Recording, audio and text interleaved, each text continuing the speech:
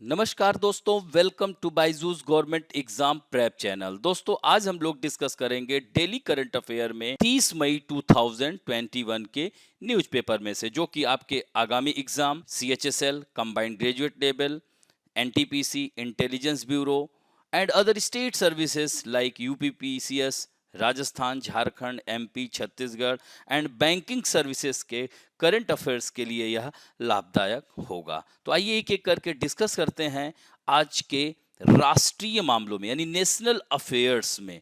पहली खबर है, यूपी गवर्नमेंट डिक्लेयर्ड मुख्यमंत्री बाल सेवा योजना for children lost parent to corona. यानी यूपी सरकार ने कोरोना से खोए माता पिता के बच्चों के लिए मुख्यमंत्री बाल सेवा योजना की घोषणा की है। The chief minister Yogi Adityanath हैं उत्तर प्रदेश के, हैज स्टार्टेड द मुख्यमंत्री बाल सेवा योजना under which the government will give the expenses of marriage as well as education of children। यानी इसके अंतर्गत बच्चों की पढ़ाई के साथ ही विवाह का भी खर्च करेगी। यानी 1,01,000 रुपया हर लड़कियों की शादी में यूपी गवर्नमेंट इस मुख्यमंत्री बाल सेवा योजना के तहत मदद करेगी। तो इस तरह से it is the responsibility of the state government to provide all the resources of development including upbringing, education and initiation of such children। यानी इन सब की शिक्षा दीक्षा, इन सब का कार्य राज्य सरकार का होगा। Under the scheme financial assistance of the 4,000 per month will be provided to the children's parent और or care giver till they reach adulthood. यानी योजना के तहत बच्चे के वयस्क होने तक अभिभावक अथवा देखभाल करने वाले को 4,000 पर मंथ फाइनेंशियल हेल्प किया जाएगा। Not only this, the government will also make proper arrangement for the marriage of girls. यानी लड़कियों की विवाह की भी व्यवस्था गवर्नमेंट करेगी। इसके तहत an amount 1,01,000 will be given by the state government. और इस तरह से जो है याद रखेंगे कि सरकार ने अभी तक 197 ऐसे बच्चे चिन्हित किए हैं जिनके माता पिता एक्सपायर कर गए हैं ड्यू टू कोरोना, एंड 799 बच्चों के माता पिता में से किसी एक को खोया है। तो इस तरह से apart from this, children below the age of 10 year who do not have any guardian or family, all such children will be taken care of by the state government with the help of the government of India or in the government's children's home run by the state government. तो इस तरह से आप देख सकते हैं जैसे कि मथुरा, लखनऊ, प्रयागराज, आगरा, रामपुर में राजकीय बाल गृह संचालित हैं। इसी तरह से जो है minor girls child care will be insured, अवयस्क बालिकाओं की देखभाल भी सुनिश्चित की जाएगी। इसके तहत जो है वर्तमान में प्रदेश में 13 ऐसे बाल गृह संचालित हैं। इसके अलावा सुविधा अनुसार इन्हें प्रदेश में स्थापित किए जा रहे 18 अटल आवासीय विद्यालयों में रखकर उनकी देखभाल की जाएगी। कस्तूरबा गांधी योजना ये सेंट्रल की है और अथवा प्रदेश सरकार द्वारा संचालित राजकीय बाल गृह में बालिकाओं को भी देखभाल की जाएगी। तो यह बहुत ही महत्वपूर्ण कह सकते हैं उत्तर प्रदेश के मुख्यमंत्री की यह एक अच्छी पहल है। अब बढ़ते हैं दोस्तों सेकंड न्यूज की ओर। Nano urea will be available in the market from June 15। Minister of chemical and fertilizer, यानी नैनो यूरिया 15 जून से बाजार में उपलब्ध होगा। यह जो है मंत्री हैं रसायन एवं उर्वरक मंत्री, कौन है? सदानंद गौड़ा जी। उन्होंने कहा कि सार्वजनिक क्षेत्र की उर्वरक निर्माता इफ्को द्वारा, ये बहुत ही अच्छा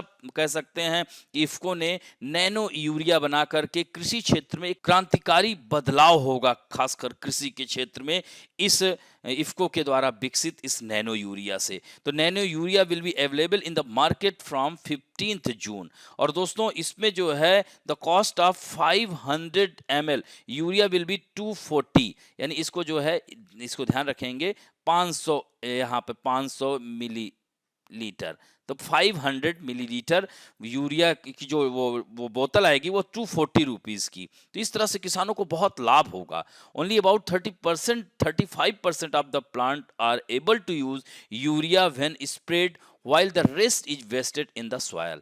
यानी यूरिया का छिड़काव करने पर लगभग 35% ही पौधे उपयोग कर पाते थे, जबकि शेष मिट्टी में व्यर्थ हो जाता है। तो as much as 45 kg of urea bags to the same amount of work will do 500 ml urea. यानी सोचिए कि कहाँ 45 किलो की बोरी से यूरिया की खपत की जाती थी, यूरिया डाला जाता था, अब मात्र 500 मिलीलीटर की सीसी जो है उसके बराबर कार्य करेगी। तो इस तरह से nano urea is environment friendly यानी eco friendly and will reduce the cost of cultivation by 15%। यानी नैनो यूरिया कह सकते हैं कि यह पर्यावरण के अनुकूल भी है और इससे खेती की लागत में 15% की कमी आएगी। इससे किसानों की आय दुगना होगी। Apart from increasing the yield of soil it will increase productivity by 15 to 20%। यानी मृदा की उपज बढ़ाने के अलावा इससे उत्पादकता में भी ग्रोथ होगी 15 to 20%। देश में हर साल 350 लाख मीट्रिक टन यूरिया की नीड होती है, जो कि अब सोचिए कितना बड़ा लोड कम होगा। The subsidy of about 750 per sack provided by the government will now be saved. यानी कह सकते हैं सरकार द्वारा प्रति बोरी यूरिया पर दी जाने वाली जो सब्सिडी है 750 रुपए अब बचेगी। तो इस तरह से the government will no longer have to spend about 40,000 crore on subsidy. This will also reduce the import of urea in the country. यानी यह आयात में भी कमी करेगा। और दोस्तों ये जो इफ्को का फुल फॉर्म क्या है, Indian farmers fertiliser corporation limited, इसकी स्थापना 1967 में हुई थी। इसका हेडक्वार्टर नई दिल्ली में है और यह विश्व का सबसे बड़ा उर्वरक सहकारिता संस्था भी है। 40,000 सहकारिताएं इसकी मेंबर्स हैं। अब बढ़ते हैं इंटरनेशनल अफेयर्स में। Mali court appoint Assimi Goita as interim president. यानी कर्नल असीमी गोइता माली के अंतरिम राष्ट्रपति घोषित हुए हैं। दोस्तों माली कहाँ है? माली की कैपिटल बामाको है। It is situated in western, कह सकते हैं वेस्टर्न अफ्रीका, अफ्रीका कॉन्टिनेंट में स्थित एक देश है। 7th largest country in Africa continent. It is landlocked country, यानी यह एक स्थल अवरुद्ध देश है। तो Mali court declared vice president colonel Assimi Goita as interim president of the country. The Mali army arrested the interim president and prime minister and is stationed at a military base near the capital of Bamako. तो गोइता said he was removed for violating the transition charter. गोइता ने कहा कि उन्हें transition charter का उल्लंघन करने के लिए हटा दिया गया था। बाद में गोइता ने सैन्य परिषद का नेतृत्व किया जो देश पर कंट्रोल करेगी। तो इस तरह से article 3 of the court decision state the vice president shall have the titles of president and prime minister in the transitional period. यानी वहां का जो आर्टिकल 3 है उसमें कहा गया है, अदालत ने कहा है कि उपराष्ट्रपति के पास संक्रमणकालीन अवधि में राष्ट्रपति और प्रधानमंत्री की उपाधि होगी। तो the military junta in Mali has arrested the country's interim government president Bah Nadao and prime minister Mokhtar Aoune and defense minister Suleiman Daukore।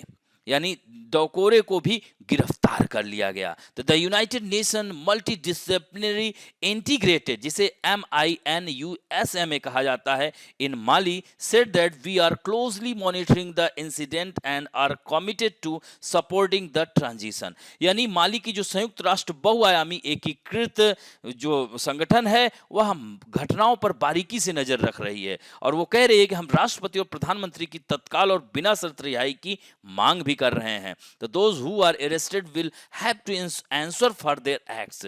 यानी इसका जवाब देना पड़ेगा कि क्यों उन्हें गिरफ्तार किया गया है। अब यहाँ पर आप देख सकते हैं अटलांटिक कोस्ट पर स्थित या वेस्टर्न अफ्रीका में स्थित देश है माली, विच कैपिटल इज बामाको। और याद रखिएगा ग्रीनविच मीन टाइम, यानी लंदन से जो गुजरता है माली होते हुए भी जाता है, ये भी पॉइंट याद रखेंगे। और WM माली, यानी जो कहते नहीं है कि WM माली, मैंने कहा था ट्रॉपिक ऑफ कैंसर, यानी ट्रॉपिक ऑफ कैंसर, कर्क रेखा भी यहां से गुजरती है। इट इज लैंड लॉक, देख रहे हैं ना, यह कोस्टल एरिया को टच नहीं कर रहा है। तो यह ध्यान रखेंगे कौन कौन, नाइजर है, अल्जीरिया है, मर्टीनिया है, गिनिया है, बेनिन है, सॉरी बेनी नहीं, बुर्किना फासो है, ये सब देश इसको टच करते हैं। अब बढ़ते हैं दोस्तों इन्वायरमेंट एंड इकोलॉजी में। Implement Vishwamitri river action plan in 3 month NGT, यानी एनजीटी मतलब क्या है, नेशनल ग्रीन ट्राइब्यूनल ने विश्वामित्री नदी कार्य योजना को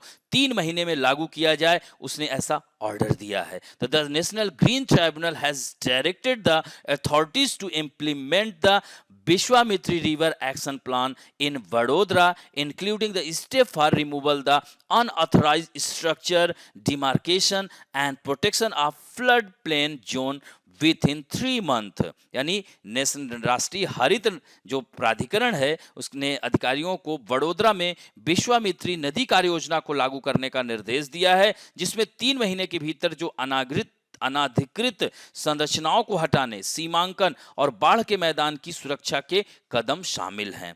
तो दोस्तों ए bench headed by NGT chairperson, कौन है एनजीटी के chairperson, Adarsh Kumar Goyal, noted that Vishwamitri river is one of the 351 identified polluted river stretches, यानी 351 प्रदूषित नदी खंडों में से एक है विश्वामित्री नदी, जिसकी पहचान किसने की है, सेंट्रल पोल्यूशन कंट्रोल बोर्ड ने की है। तो the tribunal was hearing A petition field against Vishwamitri river front development project in Vadodara Gujarat. तो ये याचिका में आरोप लगाया गया है कि पर्यावरण प्रभाव आकलन अधिसूचना 2006 का सीधे सीधे उल्लंघन किया है, वायलेटेड किया है, जिसमें पर्यावरण पर परियोजना के प्रभाव के आकलन के बाद पूर्व पर्यावरण मंजूरी की आवश्यकता होती है। तो दोस्तों यह तो रही खबर, थोड़ा विश्वामित्री नदी के बारे में जान लीजिए। The Vishwamitri river is seasonal river, यह एक मौसमी नदियां हैं, that flows east to west between the Mahi and Narmada river. Mahi नदी के बारे में सुना होगा ना, विश्व की एकमात्र ऐसी नदी है जो ट्रॉपिक ऑफ कैंसर को 2 बार कट करती है। और नर्मदा रिवर क्या है, यह जो है एस्चुरी का निर्माण करती है, याद रखेंगे इसे, और अमरकंटक से निकलती है। इट ओरिजिनेटेड फ्रॉम पावागढ़ हिल, पावागढ़ हिल से यह निकलती है, यानी यह जो है पश्चिम की ओर बहती है, खानपुर गांव के पास खंभात की खाड़ी में गिरने से पहले धधार नदी और खानपुर नदी में शामिल हो जाती है। The Vishwamitri flows west from the centre of Vadodara city and join the Dhadhar river and Khanpur river before falling into the Gulf of Khambhat near Khanpur village. This river system consists of Sayaji Sarovar near Ajwa and Dev Dam on the Dhadhar branch, यानी इस नदी प्रणाली में अजवा के पास सयाजी सरोवर और दादर शाखा पर जो है देव बांध शामिल है। इसको ध्यान रखेंगे, दधार, यहाँ इसको ठीक कर लीजिएगा प्लीज, सॉरी, धधार शाखा पे यह पॉइंट ध्यान रखेंगे। अब इसी में थोड़ा सा राष्ट्रीय हरित अधिकरण के बारे में भी जान लीजिए। तो नेशनल ग्रीन ट्राइब्यूनल यानी NGT was established on October 18, 2010 under the National Green Tribunal act 2010। National Green Tribunal की स्थापना कब हुई थी, 2010 में हुई थी। With the establishment of NGT, India became the 3rd country in the world to set up a specialised environmental tribunal, और वह कौन कौन से, ऑस्ट्रेलिया और न्यूजीलैंड के बाद तीसरा ऐसा देश। इसका हेडक्वार्टर दिल्ली में है, इसके 4 अन्य क्षेत्रीय कार्यालय भोपाल, पुणे, कोलकाता एंड चेन्नई में है। The main objective of the establishment of NGT is to expeditiously address environmental issues, thereby reducing the burden of lawsuits in the country's court। यानी कह सकते हैं कि देश की अदालतों में लगे मुकदमों के बोझ को कुछ कम किया जा सके, इसलिए इसका गठन किया गया है। अब बढ़ते हैं various national and international personality in news में। बात करेंगे रॉ chief Samant Goel and IB chief Arvind Kumar tenure extended by 1 year, यानी रा प्रमुख कौन है, सामंत गोयल, एंड आईबी प्रमुख अरविंद कुमार का कार्यकाल 1 साल के लिए बढ़ा दिया गया है।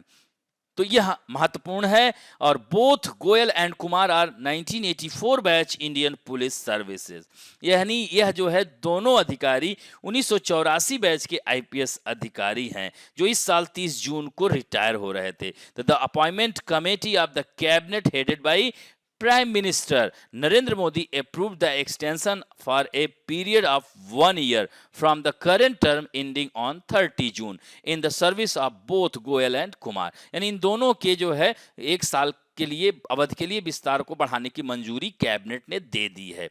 सामंत कुमार गोयल 2019 में अनिल धस्माना की जगह रॉ के चीफ बने थे। रिसर्च एंड एनालिसिस विंग कहा जाता है। उन्होंने 1990 के दशक में पंजाब में चरमपंथी संकट से निपटने में अहम भूमिका निभाई थी। वहीं अरविंद कुमार, जिन्हें कश्मीर का विशेषज्ञ माना जाता है, वो भी 2019 को आईबी के निदेशक के रूप में नियुक्त किया गया था और उन्होंने नक्सल से निपटने में बहुत सारे कार्य किए थे। अब बढ़ते हैं दोस्तों banking and finance related news में। 8 of top 10 most valued firm add over ₹1.39 lakh crore in M cap, यानी शीर्ष 10 सबसे मूल्यवान फर्मों में से 8 ने एम कैप में 1.39 लाख करोड़ रुपए से अधिक का इजाफा किया है। यानी last week market capitalisation, M cap को क्या कहेंगे, मार्केट कैपिटलाइजेशन, यानी बाजार पूंजीकरण में 8 कंपनियों का जो है बाजार पूंजीकरण बढ़ा हुआ है। यानी भारत की 10 जो सबसे मूल्यवान कंपनियां हैं उसमें, और इन कंपनियों में मार्केट कैप में पिछले सप्ताह संयुक्त रूप से 1,39,566.52 करोड़ रुपए का इजाफा हुआ है। इसमें सर्वाधिक लाभ रिलायंस इंडस्ट्री एंड टीसीएस तथा इन्फोसिस रहे हैं। तो साप्ताहिक आधार पर बीएसई बेंचमार्क सेंसेक्स 882.40 अंक यानी 1.74% चढ़ा है। तो इस तरह से ये ध्यान रखेंगे कि केवल 2 कंपनियां हैं, हिंदुस्तान यूनिलीवर, बजाज फाइनेंस के बाजार पूंजीकरण में गिरावट देखी गई है, नहीं तो अन्य 8 कंपनियों में बढ़त देखी जा रही है। तो इस तरह से यह कह सकते हैं कि रिलायंस इंडस्ट्री देश की सबसे मूल्यवान कंपनी रही। उसके बाद Tata consultancy service, HDFC bank, Infosys, Hindustan Unilever, HDFC, ICICI bank, Bharatiya state bank, Kotak Mahindra bank and Bajaj finance का स्थान रहा है। अब बढ़ते हैं दोस्तों स्पोर्ट न्यूज में। Chelsea beat Manchester City Champions League for second time, यानी चेल्सी ने मैनचेस्टर सिटी को 1-0 से हराया और दूसरी बार यह चैंपियंस लीग जीता है। यानी काई हावर्ड्स के शानदार गोल के दम पर चेल्सी ने फाइनल में मैनचेस्टर सिटी को 1-0 से हराकर चैंपियंस लीग अपने नाम कर लिया है। इस तरह से चेल्सी ने दूसरी बार चैंपियन बनने का गौरव हासिल किया। इससे पहले earlier he won the Champions League title in 2012 and 2018 में चेल्सी जो है याद रखना कि वह उप विजेता से उसको संतोष करना पड़ा था।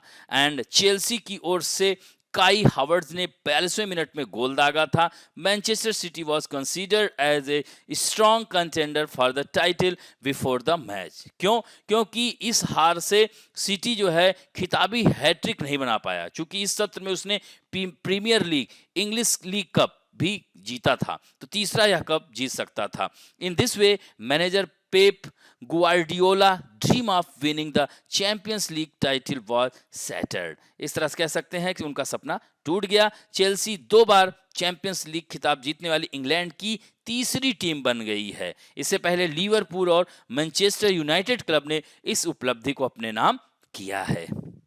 अब बढ़ते हैं दोस्तों इंपॉर्टेंट डेज में। आज गोवा का स्थापना दिवस है दोस्तों। 30 मई 1987 को गोवा भारत का 25वां राज्य बना था 56 कॉन्स्टिट्यूशनल अमेंडमेंट के तहत। दोस्तों यहां पर गोवा में पुर्तगालियों का शासन था। गोवा की जो राजभाषा है वह जो है कोंकणी है, which is also a constitutional language. 71वें संविधान संशोधन के तहत इसे जैसे कोंकणी, मणिपुरी और नेपाली 3 लैंग्वेज जोड़ी गई थी, किसमें, हमारे संविधान की अनुसूची 8 में। तो इस तरह से 15 अगस्त 1947 को हमारा देश आजाद हुआ, साथ साथ गोवा भी आजाद हुआ, लेकिन पुर्तगाली लोग वहां से जाने को मना कर रहे थे, तो 1961 में ऑपरेशन विजय चलाया गया। तो इस तरह से दमन द्वीप और अन्य द्वीपों को गोवा भारतीय भूमि के साथ जोड़ लिया गया। तो इस तरह से ध्यान रखेंगे थोड़ा सा गोवा के बारे में। यह देख सकते हैं north Goa and south Goa 2 districts हैं। ऊपर महाराष्ट्र को कनेक्ट करता है, कर्नाटक को इधर टच करता है, इधर अरब सागर है, ये दाबोलीम एयरपोर्ट है।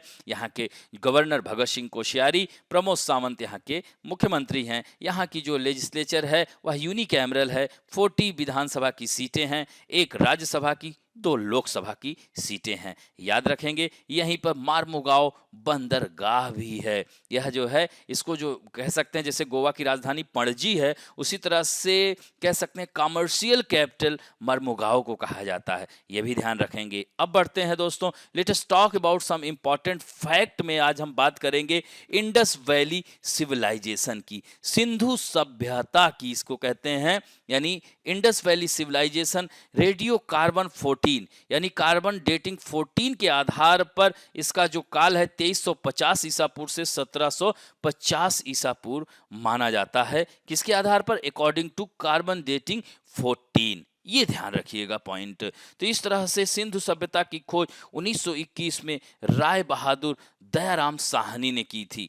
सिंधु सभ्यता कह सकते हैं कि यह जो है एक सबसे प्राचीनतम सभ्यताओं में से एक है। हड़प्पा सभ्यता जो है पहला खोजा गया था, हड़प्पा स्थल, इसीलिए इसको हड़प्पा सभ्यता के नाम से भी जाना जाता है। Indus valley civilisation is called the bronze age civilisation. और सिंधु सभ्यता की सबसे बड़ी जो इमारत है उसे ग्रेट अन्नागार कहते हैं, जो कि मोहनजोदड़ो की खुदाई से मिला था। मोहनजोदड़ो में ही ग्रेट बाथ भी पाया जाता है, विशाल स्नानागार। और मोहनजोदड़ो का शाब्दिक अर्थ ही है मृतकों का टीला। लोथल जो मिला था, यहाँ पर चावल की भूसी के अवशेष पाए गए, गोदीबाड़ा पाया गया, बंदरगाह जिसे कहा जाता है मेजर पोर्ट।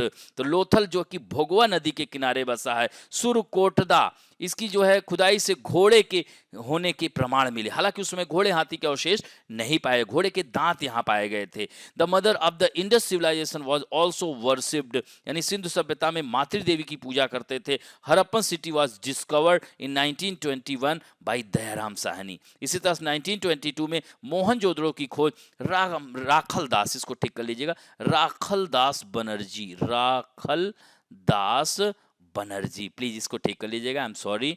और मोहनजोदड़ो को मृतकों का टीला कहा जाता है। इसी तरह सिंधु सभ्यता में एक प्रमुख नगर है कालीबंगा, जो घाघर नदी के किनारे राजस्थान में स्थित है। कालीबंगा का शाब्दिक अर्थ ही होता है, क्या इसे कहते हैं? इसका काली चूड़ियां इसको कहा जाता है। यह भी पॉइंट ध्यान रखिएगा। और इसके साथ साथ यह भी महत्वपूर्ण बिंदु हो जाता है कि मोहनजोदड़ो, कालीबंगा, हड़प्पा, धौलावीरा, राखीगढ़ी, ये सब महत्वपूर्ण यहाँ से खोज हुई थी। लोथल और सुतकोटड़ा में भी बंदरगाह पाया गया था। कालीबंगा में जो है जुताई वाले खेत, नक्काशीदार ईंटों के प्रयोग के भी साक्ष्य मिलते हैं।